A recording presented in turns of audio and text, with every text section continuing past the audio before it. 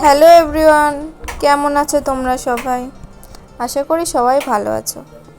আমিও ভালো আছি। তোমরা হয়তো আমাকে চেনো, আমি সঞ্জীবের বৌদি হই। হঠাৎ আমি ওর ব্লগ করছি। আজ ওর বার্থডেটা আমি আর ওর দাদা ঠিক করেছি সেলিব্রেশন করব। তো এইসবের কিছুই জানে না, দেখি ওর রিয়াকশনটা কেমন হয় এমন সারপ্রাইজ পেয়ে। তোমরাও দেখতে থাকো। দেখতেই পাচ্ছ ওর দাদা বেলুন টেলুন কিনে দিয়ে গেছে। আমি আর আমার ছোট দেওর এখন ঘরটা সাজাচ্ছি।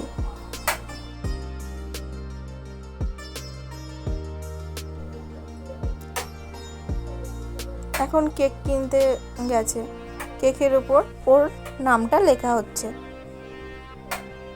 এই দেখো আমার শাগনিক পাপা বেলুন নিয়ে খেলছে। তো ঘরটা সাজানো কেমন হয়েছে অবশ্যই কমেন্ট করে জানিও। আমার দেওর বাড়ি নেই, ও আসলেই ওর রিয়াকশনটা দেখার অপেক্ষায় আমি খুব এক্সাইটেড। তোমরাও দেখতে থাকো। এই যে ফাইনালি ও চলে এসেছে আর আমার যা ওকে চোখ ধরে নিয়ে আসছে। তো রিয়াকশনটা দেখতে থাকো, সারপ্রাইজটা পেয়ে কেমন লাগছে ওর মুখ থেকে তোমরাই শোনো।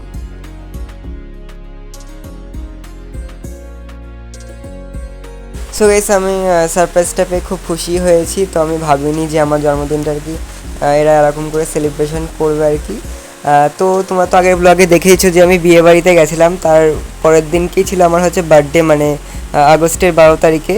তো ওরা সেদিনকে আমরা বিকালবেলা বাড়ি এসেছিলাম। তো ওরা যে সন্ধ্যার দিকে আর কি বার্থডেটা সেলিব্রেশন করবে সত্যি আমি ভাবিনি।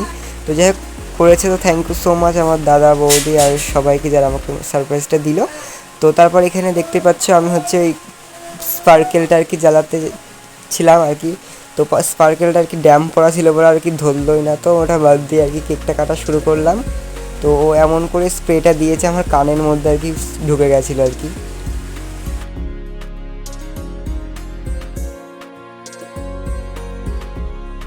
তো আমার বার্থডেটা খুব ভালো করেই কাটলো। তো আমার তো খুব ভালো লেগেছে। সবাইকে থ্যাংক ইউ। আর ভিডিওটা এই পর্যন্ত যদি ভালো লাগে তো অবশ্যই লাইক করো। বাই।